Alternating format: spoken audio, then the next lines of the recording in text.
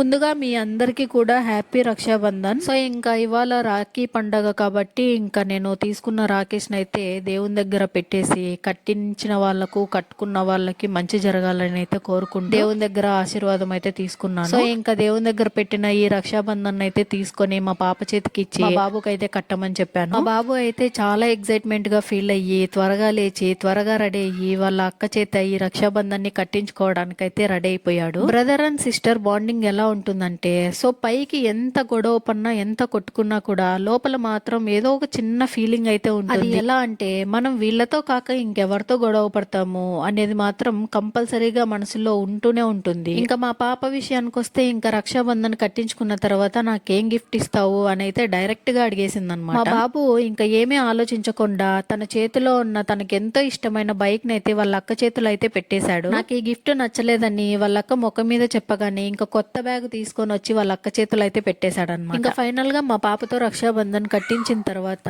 నేనైతే ఇంకా మా అన్నయ్యకు కట్టాలని చెప్పి ఇంటికి అయితే వచ్చేసాను. ఇంకా వెళ్ళేటప్పటికే మా మేనత్త కూడా వచ్చేసింది అనమాట. సో మా నాన్నకు సిస్టర్ కదా, సో తను కూడా రక్షాబంధన్ కట్టడానికి ఇంకా నేను మా సిస్టర్ కూడా మా అన్నయ్యకి అయితే రక్షాబంధన్ ఫైనల్ గా కట్టేశాము. సో కట్టించిన తర్వాత ఒక స్వీట్ అయితే తినిపించి కొంచెం సేపు కలిసి కూర్చొని కబుర్లు అయితే చెప్పుకున్న తర్వాత హ్యాపీగా అయితే గడిపామన్నమాట. కొంచెం టైం అనేది స్పెండ్ చేశాము. సో ఇవాళ కొంచెం బిజీ అయినప్పటికీ కూడా మా కోసం అయితే పనులన్నీ పక్కన పెట్టేసి వచ్చాడు. రక్షాబంధన్ అనగానే అన్న చెల్లెళ్ళు అక్క తమ్ముళ్ళు మాత్రమే కట్టుకోవచ్చు అని అయితే కొంతమంది అయితే అనుకుంటారు. అలా ఏం లేదనమాట. సో మీ లైఫ్ లో ఎవరైతే మీకు తోడుగా నీడగా అంటే మీరు కష్టంలో ఉన్నప్పుడు ఎవరైతే మీకు సపోర్టివ్ గా ఉంటారో అలాంటి వాళ్ళకి ఎవరైనా కూడా కట్టొచ్చు. సో ఫైనల్ గా ఇంకా మేమైతే మా అమ్మ వాళ్ళ ఇంట్లో మా అన్నయ్యతో అయితే కొంచెం టైం స్పెండ్ చేసి కొద్దిగా కబుర్లు చెప్పుకొని మేమైతే ఫుల్ హ్యాపీగా అయితే కొన్ని మెమొరీస్ అయితే క్రియేట్ చేసుకొని అయితే అక్కడ నుండి వచ్చేసాము. సో ఫైనల్ గా మా డే అయితే ఇలా గడిచిపోయింది. సో మీరు కూడా మీ రక్షాబంధన్ సెలబ్రేషన్ ని ఎలా చేసుకున్నారనేది కింద కామెంట్స్ లో అయితే మెన్షన్ చేసి చెప్పండి. సో కొత్తగా వీడియోని చూస్తుంటే ఈ వీడియో కనుక మీకు నచ్చినట్లయితే లైక్ చేయండి. మరిన్ని వీడియోస్ కోసం మన పేజ్ అయితే ఫాలో కొట్టండి. ఈ వీడియో ఎలా అనిపించిందో కింద కామెంట్స్ లో అయితే మెన్షన్ చేయండి.